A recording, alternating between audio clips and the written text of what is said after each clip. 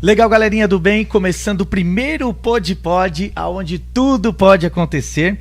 E nesta noite gostosona, eu tenho o prazer de trazer para vocês esse cara que é meu amigo, mas não só meu amigo, um grande profissional, um cara que lidera hoje, né, um dos teatros mais importantes da cidade de São Paulo, que é o Teatro Bibi Ferreira. Eu tenho o prazer de trazer e anunciar para vocês aqui na minha frente, né, o querido Chesco, Luigi Francesco.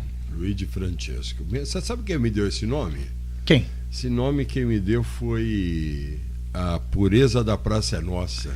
Sério? Valéria Luerci. Valéria Luerci, eu fui fazer com ela um espetáculo e ela falava Francesco.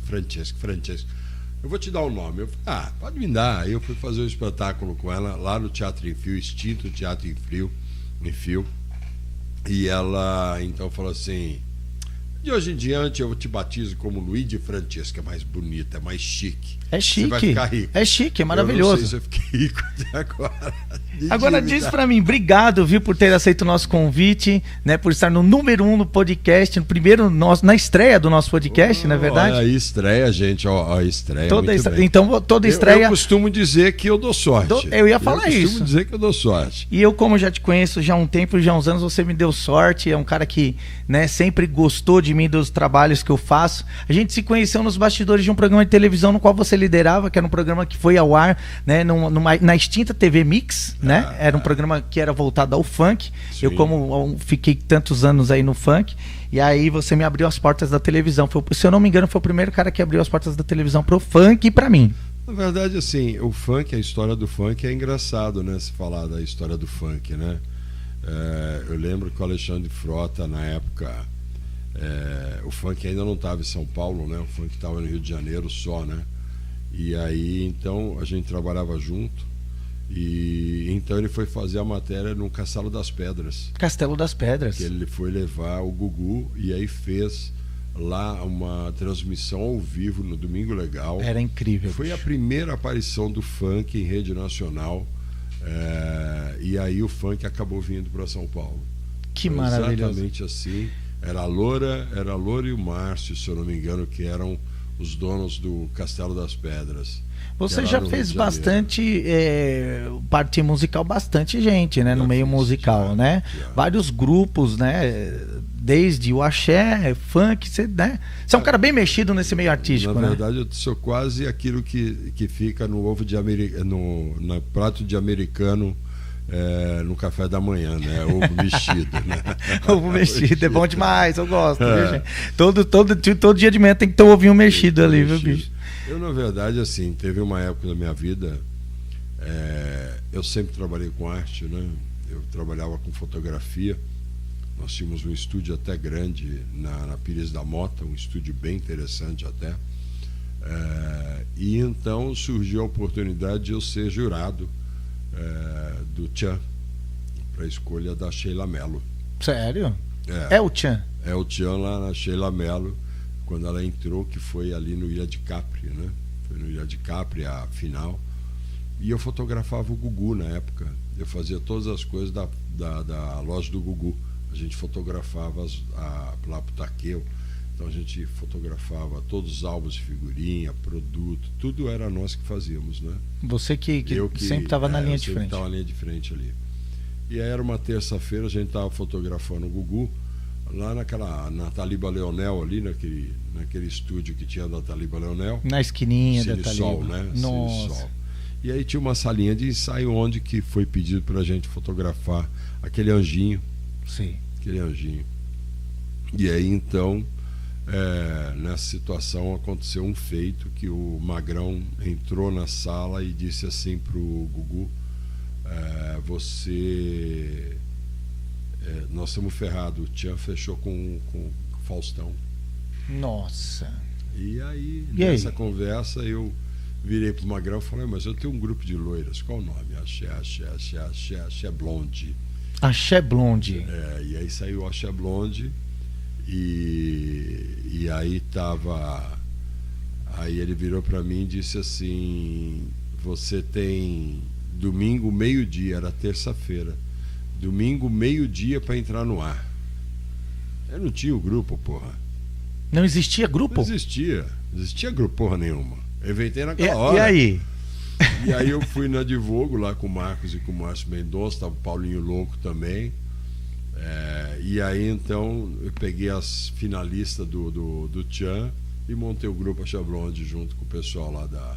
Fez um catado. Fiz um catado em 3 dias. Que deu certo pra caramba.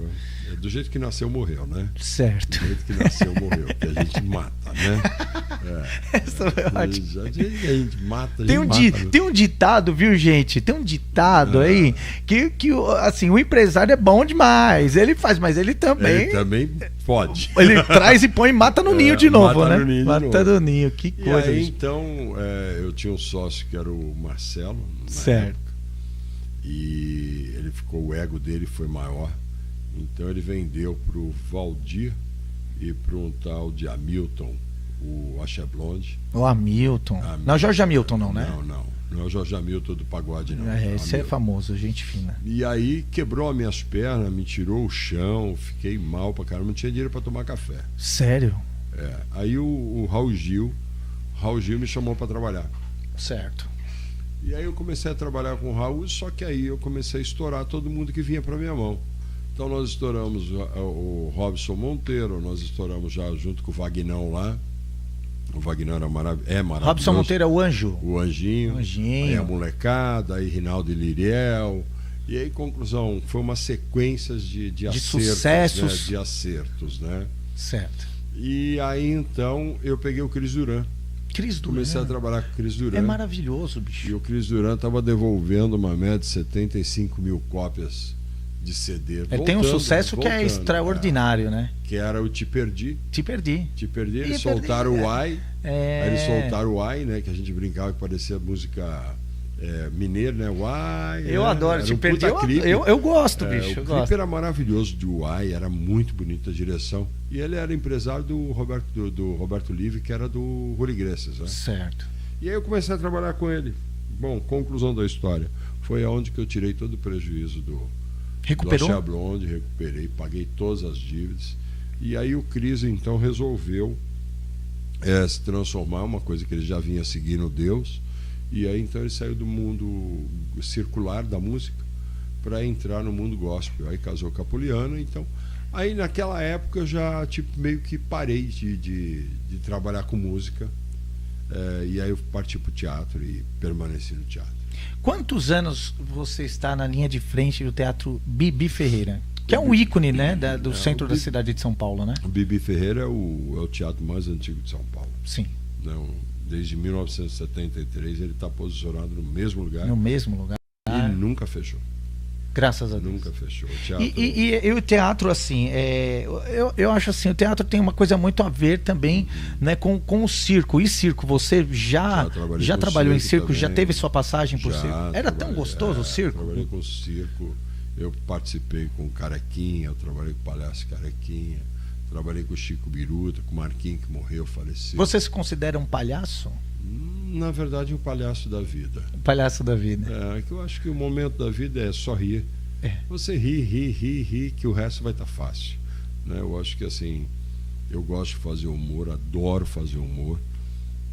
Eu já trabalhei com vários Você, além de ser o presidente de toda a parada, você também é o ator, você atua. Você gosta mais de atuar ou de dirigir? Eu honestamente, eu já nem sei mais o que eu gosto mais. O que mais te satisfaz nesse meio todo? O que mais me satisfaz é ver o público satisfeito. Sorrindo, feliz. Hoje no Teatro Bibi Ferreira, o teatro ficou fechado 1 ano e 4 meses nessa pandemia, mas graças aos proprietários do prédio, né, porque lá a gente paga aluguel. Sim. O Manolo, o pessoal lá que é os donos do prédio, ele realmente assim, eles foram extremamente amigos, porque eu fiquei 14 anos. Isso é maravilhoso. Fiquei 14 anos naquele teatro, sem um dia faltar com aluguel, sem um dia faltar com as minhas obrigações. Isso pesou bastante para o acordo que nós fizemos. Certo. E o teatro está aberto, então hoje eu posso dizer agora, por exemplo, no Dia das Crianças, que foi agora dia 12, e nós tivemos lá cerca de 900 pessoas. 900 pessoas. Isso para você, verdadeiramente, é um dos melhores presentes de final de ano, né? É um presentaço, mas isso era uma coisa que a gente já fazia, né, cara? Mas assim, eu digo, com toda essa passagem, praticamente quase 2 anos, né, de pandemia e tudo, nessa passagem que foi terrível, né? O que mais te pesou, assim, tirando essa parte, né, financeira, de não trabalhar, o que mais não ver o público andando lá no teatro, não é? Não sentir os aplausos, não sentir aquela energia, aquela coisa forte que você olha para a criança, mamãe, quero assistir o outro, mamãe, quero assistir o outro. Então, quer dizer, e é muito engraçado porque eu sou pipoqueiro, né? Eu vendo pipoca, né? Eu sei. Eu fico ali, então eu sou faxineiro, sou bilheteiro, sou pipoqueiro, eu sou tudo, né? Na verdade. Ali seu coração está ali, né? E aí, então, eu fico no bar vendendo pipoca mesmo. Fico no Sério? bar vendendo pipoca mesmo. Não tem vergonha de dizer isso, não. Que legal. E se tiver que correr para limpar banheiro, eu vou limpar banheiro. Vai não também. tem essa vergonha. Se tiver que esticar a luz, eu vou esticar a luz. E assim, cara, o mais gostoso é você ver aquelas crianças, mamãe, tô no teatro, mamãe, tô no teatro. E assim, os pais deviam fazer mais isso. Sair do telefone, tirar o telefone da mão da criança e colocar um pouco mais de cultura, porque a gente está precisando de uma formação nova de plateia. Sim. Porque quando a criança chega com 14, 15 anos, ele não quer ir para o teatro. Ele não quer nem ler livro, ele quer ficar vendo YouTube, ele quer isso. Ele acha que a profissão do futuro é ser um influencer, né? Então, Sim. Quer dizer... E eu acredito que, assim, hoje está faltando um pouco mais, eu chamaria de um pouco mais de criatividade. As pessoas estão sem criatividade. E o teatro dá isso, né? O teatro dá essa criatividade. Sim. Então, eu acho que está precisando dos pais entrar e fazer assim, poxa, eu vou levar meus filhos ao teatro, vou ler um livro para eles. Então, acho isso que faz parte de uma cultura, de uma criação também, né? É bom, né? Eu acho que isso deveria fazer parte de uma educação. De uma educação, né? sim. Educação, né? Eu acho que está faltando um pouco, apesar que mudou bastante hoje o ritmo de vida das pessoas, até por conta de uma situação muito complicada. Né? Os pais precisam pagar conta, Sim. precisam trabalhar e assim... tem pai que trabalha em 2 empregos para poder dar o melhor para o filho. Então, quando ele chega, ele está cansado. Então, tem algumas coisas assim também que não dá para bater. Só ficar batendo. Então, assim, tem papai e tem mamãe que trabalha. Tem mamãe que trabalha em casa de família, por exemplo, depois vai trabalhar no escritório. Verdade. Ou, de repente, ela é policial e ela vai fazer um bico. Ou ela é médica e enfermeira, ela faz 3, 4 hospitais. Então, quer dizer... Quando chega, qual é a atenção que ela vai dar para uma criança? Ela dá o celular e fala, olha aí. É verdade, entendeu? como pode? Aí é difícil. É o cansaço também. Então, mas assim, quem pode cuidar mais das crianças, de ter essa disponibilidade de trazer uma educação melhor para os seus filhos, prepará-los de uma forma mais inteligente, para que eles tenham uma coisa que eu até comentei hoje a respeito, estava conversando com 2 pessoas, e eu disse uma coisa, eu com 57 anos, eu tenho muita história para contar. Histórias que eu vou sentar de exemplo, eu vou dar um exemplo muito simples. Eu morava na cidade de Aicarvário. A Aicarvário era calipau, lá embaixo era só aqueles eucaliptos, a gente chamava Sim. de calipau, né? Sim. Eram as lagoas que a gente ficava. Sim. E eu morava numa rua de terra, que era a Rua Guirá. E aí eu pus um coco com uma vela dentro, e o coco tem aqueles 2 olhinhos, né? Que são 3 buraquinhos, né? Parece uma bola de basquete. E aí eu coloquei o coco e coloquei uma vela acesa. Isso já era quase meia-noite, uma vela acesa dentro do coco, no meio da encruzilhada. Nossa. Então tava o fogo dentro do oxigênio que entrava, mantinha a chama acesa. Sei. E aí veio passando 3 pessoas que estavam vindo da escola, e eu comecei a fazer voz de monstro. Nossa. Voz de... Cara, as pessoas saíram num puta pau, Sério? malandro.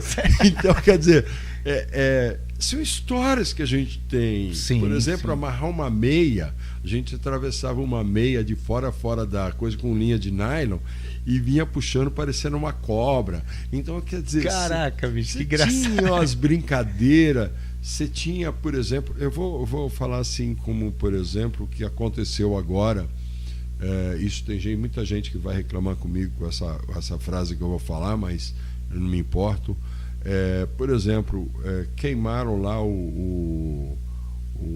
a estátua lá do Borba Gato, né? Sim. Quando o Borba Gato existiu, eu não estava do lado dele.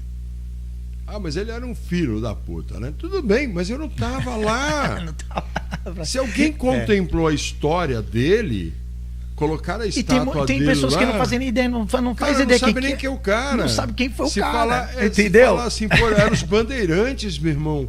Eram os caras que trilhavam, eles soltavam as vacas para as vacas fazer a estrada para eles irem fazendo o caminho. Você entende? Então é assim, se você perguntar para um moleque hoje, ele vai falar que queimou a porra da estátua do Borba Gato. Mas ele não sabe o que o cara está fazendo lá. Ele não sabe, porque... E quem o cara foi? Tava lá, e bicho. quem foi? E quem foi? Principalmente quem foi. Então, assim, por exemplo, roubaram o óculos do poeta lá de Santos. Tá, como é que é o nome do escritor que está lá em Santos lá? Cara, perdi o nome agora, mas daqui a pouco eu lembro. Tem uma estátua. Foram lá e roubaram o óculos do cara. Puta que... Porra. É de cagar. Então, quer dizer, picharam o cavalo lá da Praça Princesa Isabel.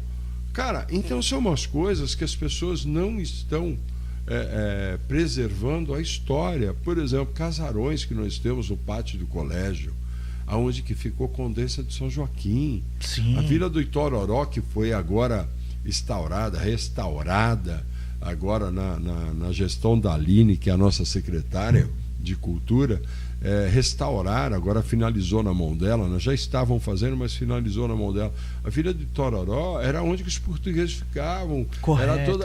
Sim. Tem toda uma história aquelas paredes. Por exemplo, nós somos tombados por passagem. Por que nós somos tombados por passagem? Porque Dom Pedro passou ali. Verdade. Então, assim, os jovens de hoje, eles sabem quem é o Felipe Luca.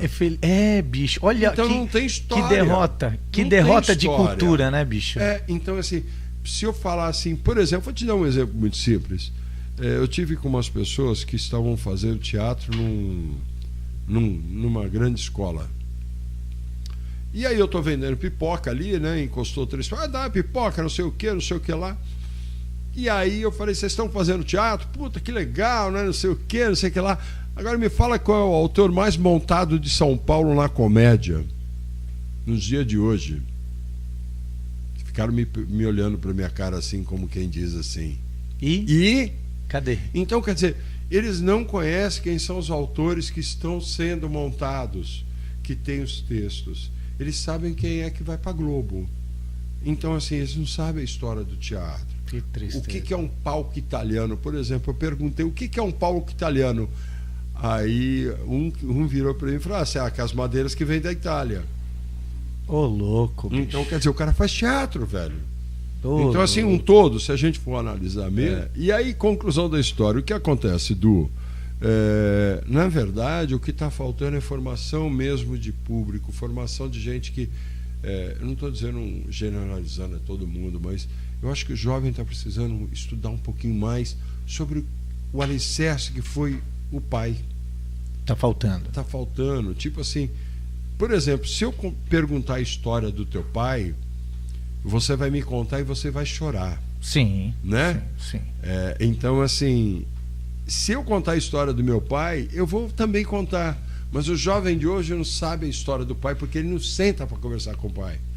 Ele não procura saber. Um dia ele eu estava até falando isso. Então, estava conversando isso com a minha mãe. A gente estava então, conversando assim, isso. Mãe, por exemplo. Tem gente que... Palavra mãe, palavra essa que Deus deu. Uma das palavras mais importantes que nós temos na vida. Mãe. É verdade. Se a gente não tivesse a mãe, nós não estaríamos aqui. E eu vejo gente maltratando as mães. Então, quer dizer... Tudo isso, nós perdemos o clã da família. O clã da família acabou, não tem. Hoje o clã da família é isso que você está na mão. É o celular. É o celular. Então, na verdade, essa história de voltar ao teatro... O teatro é uma das pontinhas, né? Uhum. Mas eu tenho certeza que tem muito mais coisa para se fazer. Por exemplo, ler um bom livro. Realmente. Entender que as palavras têm vida. Sim. Então, o autor... Tem vida, tem sentimento. O autor, quando escreve um livro, ele imagina cena por cena. Ele visualiza cena por cena. Então, tudo isso, se você for analisar, são ações que são fáceis de fazer.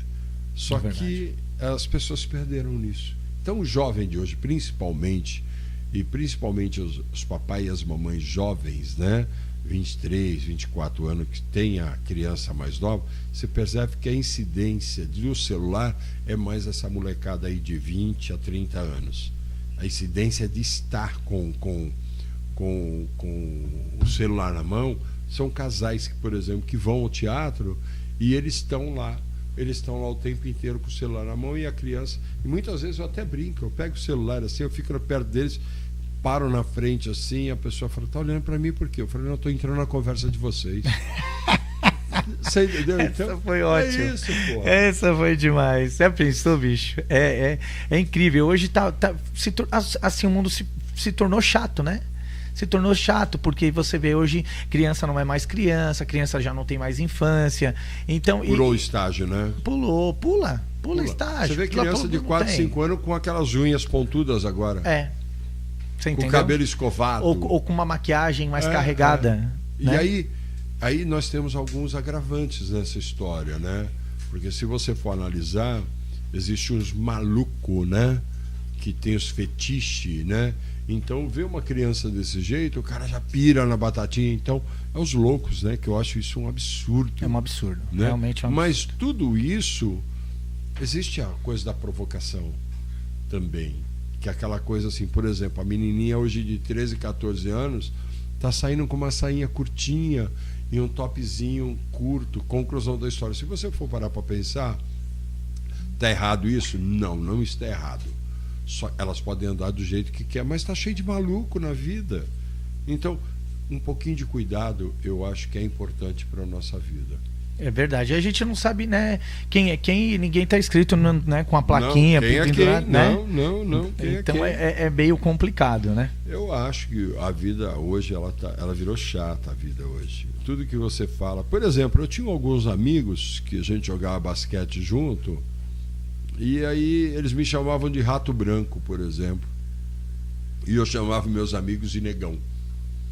Por exemplo, eu tenho um super amigo que eu gosto muito dele, que é o Antônio Carlos. O Negão tem 2 metros de altura, a gente jogava basquete, até hoje a gente é amigo. E aí teve um dia que a gente foi na padaria tomar um café. Falei, Negão, você quer um café preto ou você quer café com leite? Aí tinha um cara do meu lado, um rapaz de cor também, preto. Aí ele virou, pô, isso é jeito de você chamar o cara de negão, ó. Aí o Antônio Carlos foi até o cara e falou, ele é meu amigo, ele pode chamar do que ele quiser.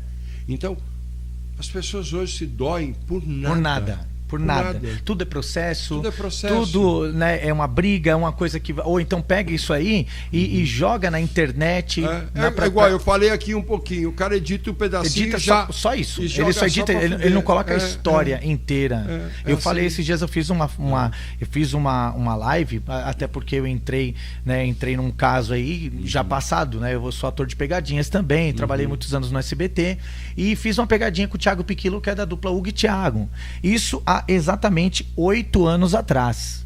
Ele entrou na fazenda, o menino tá lá tranquilo, tá de boa, não tá falando nada com ninguém, tá fazendo um puta de um trabalho bacana, pois eles pegaram, editaram a partezinha que está eu e o Thiago brigando no Telegrama Legal, pelo, né, uma pegadinha do Domingo Legal, e colocaram no ar lá.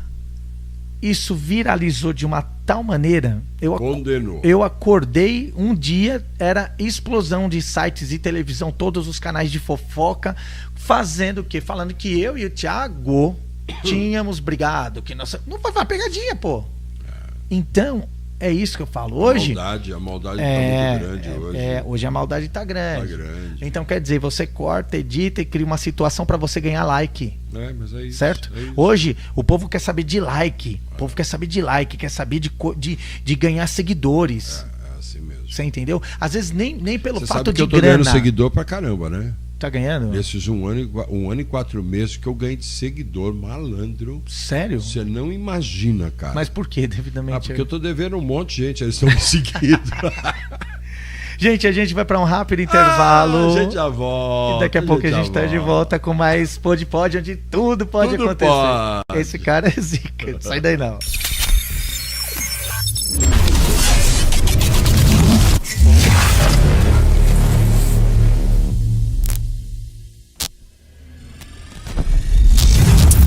Muito bem, eu falei que era rapidinho, a gente já estava de volta nesse bate-papo maravilhoso com Luigi Francesco, né? Ele que é o diretor-presidente do Teatro Bibi Ferreira, né? Um grande ator, empresário e outras coisas a mais. Eu sou grande ator, sim, eu tenho 1,96 m. Muito bom. Então, né, tantas coisas bacanas, né? Você já disse aqui hoje. E o legal de tudo isso... eu quero né? agradecer a pizza que eu comi agora. Tava boa demais, gente. Pena que não deu pra, né, pra gente compartilhar essa pizza. Tá boa. É lógico que não vai compartilhar. Se o cara não patrocina a gente, não tem. É verdade. Precisa de patrocinadores de pizza pra gente comer na hora do programa. Vou sair das pizzarias próximas aqui à rádio. Estamos disponíveis com a barriga à vontade, com a boca no triturador lá. A gente come até azeitona na mão. Esse aqui é triturador de azeitona, gente. Azeitona verde ou preta. Tá? Azeitona de aço não dá, não. Tisco, agora é sério, você já disse, né, nessa tantas coisas bacanas, também você disse a respeito do teatro fechado, mas algum dia no teatro você já andou, porque o teatro é bem grande, né? Você já andou pelos corredores do teatro e ficou pensativo nesses quase 2 anos de pandemia, o que poderia acontecer, alguma coisa passou pela sua cabeça, né? Porque eu ficaria maluco vendo aquilo tudo ali e não conseguindo, né, retomar as atividades. Edu, eu vou falar uma coisa, eu sou um cara extremamente frio, cara. De verdade, eu sou um cara frio. Se eu ver alguma coisa pegando fogo, eu fico olhando, deixa pegar fogo. Depois eu vejo o que resolvo. Mas eu tenho um bate-papo com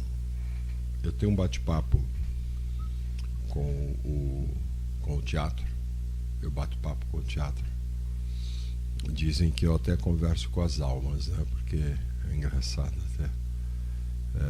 E aí, nesses 2 anos, eu vou te falar uma coisa, a tristeza foi muito grande em decepcionar o teatro. Sim. O que é decepcionar o teatro para mim? Se eles não aceitassem a proposta de pagamento dos aluguéis com desconto, aquela coisa toda, eu iria encerrar o teatro. Eu iria arrancar tudo que tem, palco, som, luz, tudo, e levar embora, ou vender para alguém, ferro velho, né? Sim. E fechar o teatro. Então a maior decepção que passou na minha cabeça de poder dizer ou pensar, né, que o teatro poderia morrer na minha mão. Sim. Porque eu ressuscitei ele. Na época, eu dei uma boa ressuscitada nele, né? Na época que eu fiz um negócio com o Irã Ravache, que foi um negócio de bosta, foi muito ruim.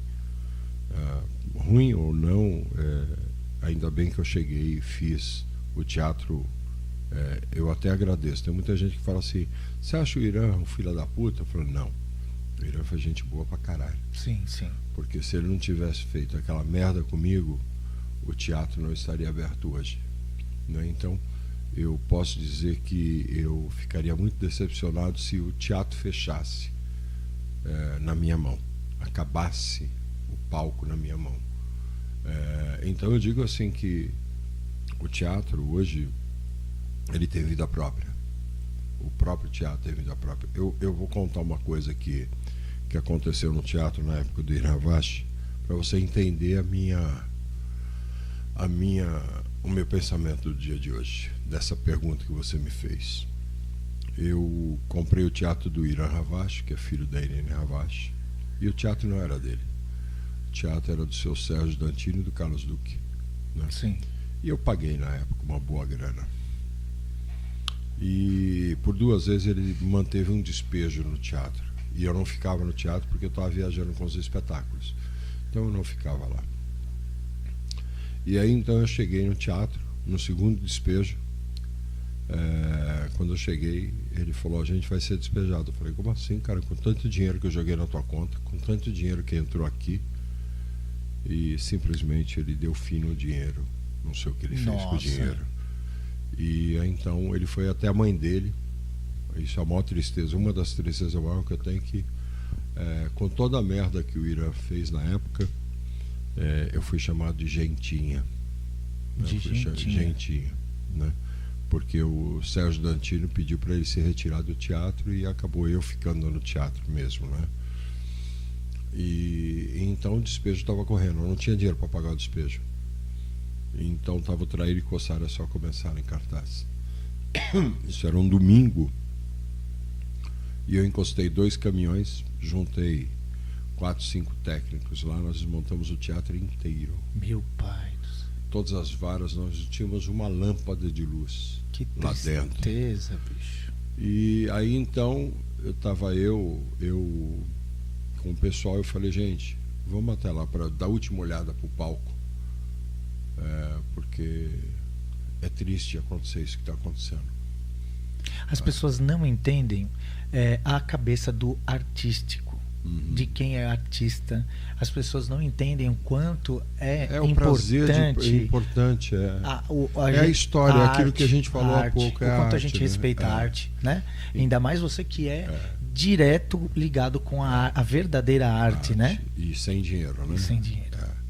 Eu costumo dizer que eu tenho uma frase colocada que eu sempre falo assim, né?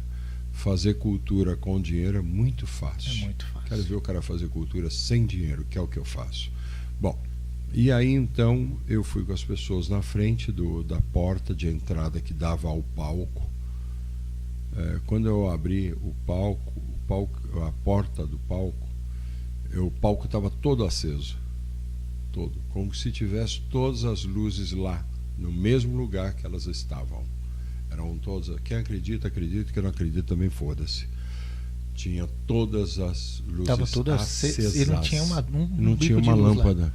Que isso. E veio uma voz muito forte, até arrepio. Uma voz muito forte: você não vai fechar esse teatro.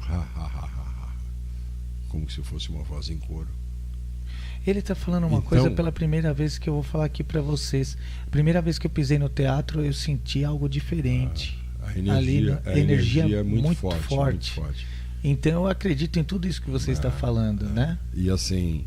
E não fiquem com medo, gente, porque não tem nada a ver com com coisa ruim que as pessoas vão falar que houve qualquer coisa, pelo amor de Deus. Ao contrário, energia boa, não deixaram fechar o teatro. Maravilhoso. Então, por isso que eu digo que nesse um ano até e 4 meses... Até porque é um lugar de alegria.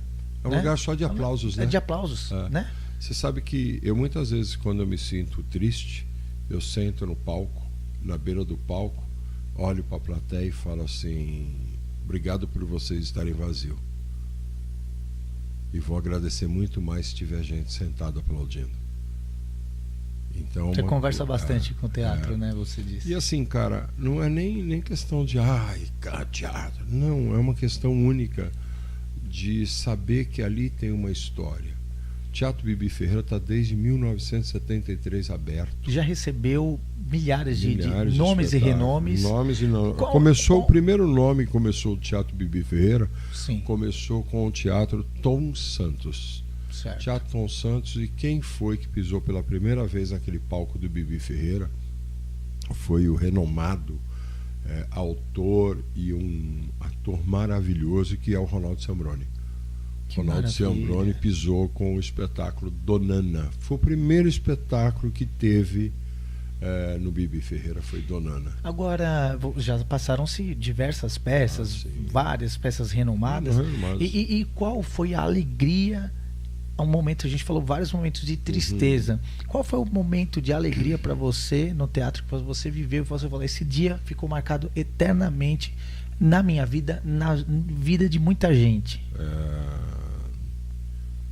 Quando você quiser saber, agora, quando eu vi que sem estrutura nenhuma, até peço desculpa para quem foi ao Teatro Bibi Ferreira no dia 12, Dia das Crianças, foi ver novamente todas aquelas crianças prestigiando nossos espetáculos. Foi encantador aquilo. É encantador você ver pais e mães levando suas crianças para uma formação de plateia. E assim, e vou dizer uma coisa, nesse Dia das Crianças, eu sempre fui muito radical com a estrutura. E nesse dia 12 nós não tínhamos estrutura nenhuma. Nós estávamos com 3 funcionários. Sério? Porque a gente não tinha condições de contratar mais ninguém. Então a gente trabalhou mesmo. Teve muita gente que ficou desapontada, mas o palco falou mais alto do que qualquer desapontamento de organização. Que maravilha. E parabéns por fazer parte, né, da cultura, de carregar a cultura, porque você é um dos poucos caras que acredita na cultura, que carrega essa bandeira, né, já há tantos anos. Eu vejo tudo que você faz, né, eu sou um fã seu também. Então parabéns, que você continue, que Deus te dê longevidade, que você possa assim fazer muito mais espetáculos, né, não só no Bibi, mas você é um cara também viajei o Brasil inteiro, né? já viajei muitos estados, muitos bairros, muitos municípios, eu vou chamar muitos S, porque em São Paulo, por exemplo, nós temos 545 municípios, né? Eu já fiz 445. 445. Graças a Deus, então, que maravilha. Você de carreira, hoje tem de carreira? De carreira eu tô igual Maradona, só de vez em quando. De vez em quando, né? Não é pura brincadeira. Não, de carreira eu acho que eu já tô batendo os 40 anos já. De carreira? De carreira. Eu já tô batendo um pouquinho mais de 40 já. É bom não ficar falando muito, né? Tá bom demais. É bom, mas assim, é um aprendizado. Por exemplo, uma vez trabalhando, dividindo o palco com o Ronald Golias. Me conta. Ele me disse assim: você sabe que é um prazer imenso trabalhar com você? Eu olhei pra cara dele e fiz assim. O Ronald falando isso pra mim? Não, né? Eu tava batendo texto com ele na coisa. Que eles tinham o costume de juntar os atores. Ele fora dos... Eu não tive o prazer de conhecer ele. Ele era figuraça. Eu vou te contar uma historinha básica do Golias. Eu trabalhei na Casa de Borracha S.A. Ela falou, se abriu. Vendia mangueira, borracha. Certo. Eu, com 14 anos, eu era balconista de loja e entregador. Então, o senhor Coelho, gente boa pra caramba, virou pra mim e falou: Tiesco, vai entregar esse rolo de mangueiras na casa do seu Ronald, né? Que era uma casa, eu não lembro exatamente o bairro. E aí eu fui com aquelas mangueiras laranja de jardim. Aquelas entregar, bem antigonas. Né? E eu fui entregar. Quando tocou a campainha, quem atendeu foi o Golias. Então não acreditou? Eu tinha 14 anos. Você não acreditou, né? Você falou, não é possível. E aí eu contei essa história para ele um dia na Praça é Nossa. Eu falei, você sabe que eu entreguei uma mangueira para você? Ele falou, pois é, tio. Eu lembro até hoje disso. Ele lembra. Porque você foi tão simpático. Com E todo o marcou. cansaço que eu estava de carregar, que era pesada, que era de 3/4, era 50 metros de mangueira, apesar de forte. Eu para economizar a condução, eu fui a pé. Então, quer dizer, e ele me deu um copo d'água nessa época. Então, cara, o que eu vou dizer para você é prazeroso. Então, o Ronald, ele virou para mim, o Ronald Golias, ele virou para mim, sabe por que eu gosto de trabalhar com você? Eu falei assim, por que é um prazer trabalhar comigo? Porque você presta atenção nas coisas que a gente fala. Se eu falar para você respira, você respira. Se eu falar para você olha, você olha. Você entende a nossa linguagem do humor. E foi onde que eu aprendi a fazer humor. Aí na verdade, você caiu de paraquedas? Na praça, na verdade, eu trabalhava no circo. Eu fazia um robô.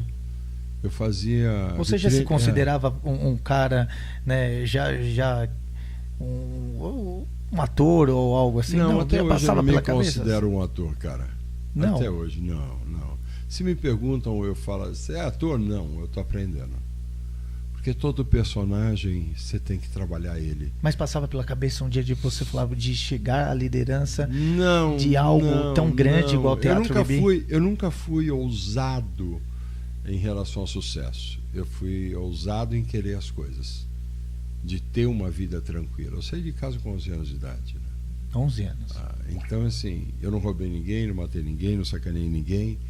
Eu sempre trabalhei. Eu, com 11 anos, eu fazia caixa de engraxar sapato e alugava para a molecada. Alugava a caixinha. Alugava a caixinha de coisas. Então eu sempre fui assim. Então, voltando no Golias, né? Era uma briga até, às vezes, na Praça Nossa, quem escalava, que a dela que escalava, o Tomazelli, o pessoal fala, pô, o Lafon quer que escala o Chesco, o outro. Então, assim, era legal, porque eu aprendi a lidar com um amigo irmão, que era o Jorge Lafon, que era a Vera Verão da Praça Nossa. Essa época aí, um ídolo, foi a época que eu conheci você. Era um ídolo, um cara que, com toda a homossexualidade dele, sempre respeitou. Um dia ele chegou para mim, eu tenho vontade. Eu falei, eu não tenho. Nunca mais. Ele falou, nunca mais. Ele falou, tenho vontade. Eu falei, nunca mais. Não rola, velho, não rola. Aí ele falou assim, não. E assim, eu tive o prazer de lidar com Jorge Lafon, Lilico. Tempo bom, não volta mais, saudades. Tanto tempo faz. Grande Lilico, humorista de mão cheia, um mestre do humor, que eu posso dizer que é um mestre, mas mestre mesmo. Quando eu vejo, eu até faço referências a ele, porque eu acho ele um dos grandes humoristas que nós temos, um artista completo, que é o Saulo Laranjeira. Saulo Laranjeira, que faz o Deputado na Praça Nossa. É incrível. Ele faz vários outros personagens, o Metaleiro, ele faz. Então, assim, ele é fantástico como ator. Ele é fantástico como humorista, ele é fantástico como artista. Agora, assim, e vem artista mesmo. Décadas, né? Décadas. Artista mesmo é Carlos Alberto Nóbrega, né? Bom, não é por nada, não. Ele é artista por várias vezes. Por várias vezes. Até porque decorar tudo aquilo. Não, então, mas assim. E calmo, né? Tranquilo. Se você for analisar, é calmo. Ele só fica puto de vez em quando com um ou outro que vai. E ele fica puto até com razão, porque o cara tem 2 letras para decorar e o cara não consegue decorar. Ele tem 500 páginas para decorar, ele decora. Então ele fica puto, porra. Perto do tanto de coisa. Porra, né? Ele tem que decorar todo dia, toda semana ele tem que dar o cara massa de papel. O cara para decorar 2 frases, não consegue. O cara não consegue. Então, assim, o Carlos Alberto realmente, logo que eu entrei na Praça Nossa, eu peguei o finalzinho do pai dele, do Manuel de Nóbrega, e logo depois o Carlos entrou na praça, né? E eu tive o prazer imenso de trabalhar com Canarinho, Você acha? com Copa. Não, mas esse daí é incrível. Canarinho é incrível. Canarinho, Copa. Trabalhei com Maria Tereza, fofoqueira da Praça Nossa. Trabalhei com Valério Você já Luci. fez bastante papéis, né, imitando senhoras, mulheres. Qual é o papel? Com mulher, eu tinha até útero. Só não podia ter filho, mas porque meu útero era infantil. Você mais gostou, aquele que você mais se identificou, que você fala, esse aqui Cara, eu gosto de fazer. você sabe que tem um personagem que eu fiz no teatro, que era um coronel.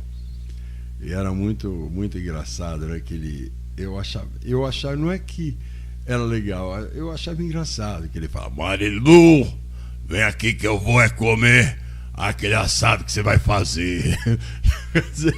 Então eram umas coisas assim que é legal, cara. Então tem muita coisa gostosa que eu já passei na vida, mas eu aprendi a fazer humor, eu aprendi a ter uma coisa que pouca gente tem hoje, que é disciplina. Sim. É disciplina de fazer arte. Tem muita gente que faça uma figuração na Globo e ele já acha que é ator. É isso aí. Como pode? Então, por exemplo, eu trabalhei com uma pessoa que foi fantástico na minha vida. Foi um texto de Léo Lama, que era filho do Plínio Marcos, né? Sim. Trabalhei com a Valderez de Barros. Que era uma atriz de um gabarito fora do comum. Então, esses aprendizados que eu trouxe para a minha vida, poucas pessoas vão ter. Isso eu posso dizer, garantir que poucas pessoas vão ter. Você não sabe o que é trabalhar com o Teobaldo Juju da Praça Nossa, que fazia aquele guarda-viado, né? Aquele lá é incrível. Cara, então assim, eram piadas curtas, mas que existia. Hoje, o que você acha do humor na TV? O humor hoje é uma bosta. Falta, que o humor ele é feito em palavrão. Não é. E antigamente não tinha isso. Não tinha, em declinar palavras absurda. O foda-se vira piada. Eu vou dizer uma coisa assim. É apelativo por exemplo, demais, né? Eu acho que é legal. Se o público gosta, então, mas assim, o público gosta, já tá bom. Eu não preciso gostar. Sim, né? sim. Eu preciso saber que o público vai se divertir e tem uma galera boa pra caramba aí. Tem uma galera cara de pau que, pelo amor de Deus, os caras são bons. Mas é um humor que eu não gosto. Eu, particularmente, como Chesco, não como dono de teatro, eu acho do cacete. Eu acho bom. Mas como Chesco, eu acho que não é legal. Às vezes eu fico olhando assim e falo, pô, mas o cara falou 10 palavrão em uma frase. E fica muito repetitivo, né, também. Eu percebi que hoje o cara tá fazendo stand-up comedy, ou o próprio teatro, ele pega uma palavrinha que deu certo, o pessoal caiu na graça, ele fica repetindo, parece que a gente nunca fez isso. Ele como se perde humor, no texto. Nunca fez isso. Eu percebo bastante isso. Então ele volta muito ali. Volta muito, repeteco. Né? Piada sobre a piada que a gente chama. Isso né? é mais de ruim, bicho. Quer ver? Eu vou te falar, sabe que teve uma vez um cara que foi fazer stand-up no teatro e lotou, mas lotou mesmo. E eu falei, caramba, vou ver esse cara. E aí eu fui pra coxinha, que eu não tenho paciência pra ficar sentado vendo, né? Eu não tenho paciência. E aí eu fiquei, e o cara chegou e fez assim: quem nunca pisou na merda? Aí os caras, eu nunca. Aí ele assim, já pisou sim. Depois você dá uma cagada, você vai pro chuveiro, sempre sai aquele feijãozinho e você empurra a merda pro ralo. O público levantou pra aplaudir o cara, velho. Eu não acredito. Nós estamos falando de merda, velho. É demais. Até eu dava risada, não tem jeito. Não tem jeito. Então, o humor de hoje, existe alguns caras que estão com humor extremamente inteligente. Tem muito cara bom. Agora, tem muita gente que tá vindo no embalo. Se você parar para pensar... É que, na verdade, eu acho que é vocação. As coisas são vocações, né? Então, quer dizer, o cara, ele vem, ele já nasce. Ele já vem com esse dom. Tem muita gente... Ó, tem um cara que se... eu não me lembro, acho que é Marcola. Não é Marcola, não. Não é o nome daquele cara não, que está preso. É um outro nome, mas é muito parecido. E ele foi no teatro fazer um pouco de humor. Não tinha muito público. Mas eu vou te falar uma coisa, o cara era tão bom. Um cara que eu acho bom pra caramba e eu acho o humor dele muito inteligente, que é o Oscar Filho. O Oscarzinho, eu acho ele fantástico. Oscar Filho. Eu gosto do Oscar. O Oscar é um puta gente boa. O Oscar ainda tem mais... foi uma das primeiras peças que ele fez, foi uma ação que eu tive do primeiro emprego. Nossa. No shopping, que eu não vou falar nada, o nome, porque eles não patrocinam a gente, então não vou falar. E o Oscar fez a Vanessa Goulart, que é a esposa dele, e hoje levou o meu namorado, tá afim de fazer teatro, não sei o que, você não quer trazer ele? Ele fez, foi uma das primeiras peças que ele fez na época ali. Que legal. E assim, um puta cara, gente boa, o humor dele é inteligente. Então, assim, quando o humor é inteligente, eu acho muito bom. Agora, quando você pega aqueles cara que é apelativo, que detona as pessoas, não dá. Aí não dá. Então, assim, num final da coisa, tudo que for falado, o mais importante é isso aqui. Aplausos. É o aplauso. Isso que é o que importa. Eu quero te aplaudir, então, quero te agradecer mais uma vez. Eu estou muito feliz de ter você aqui no nosso primeiro podcast. Abriu com chave de ouro, né? Que Deus te dê longevidade e iremos aplaudir muito mais peças junto com você e todo o Teatro Bibi Ferreira. Se Deus quiser. Só que eu vou morrer só com 96, então... Tá bom demais. Se não for com 96, vira o 6 e resolve o que vai fazer. Tiescão, deixa pra gente as redes sociais, suas redes sociais. E acho que é melhor não, tem muita gente que eu tô devendo. Tem lá, @teatro, @Chesco Ator. Chesco é TCHESCO, ator. Tem lá, ou tem @Teatro Bibi. E também...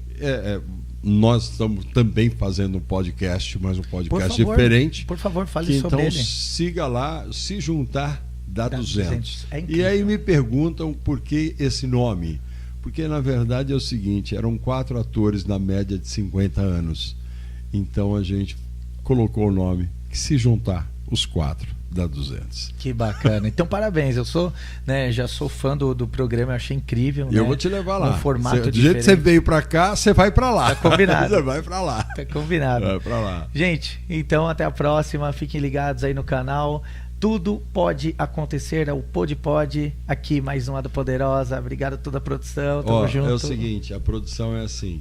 Você só faz assim, tá? O primeiro cara que criar naquela mãozinha assim vai se ver comigo, mano. Vocês entenderam? Então deixa aí o seu curtir, se inscreva no canal e até o próximo Pode. Valeu, Tiscão. Tamo junto. Naquele pique, naquele plá.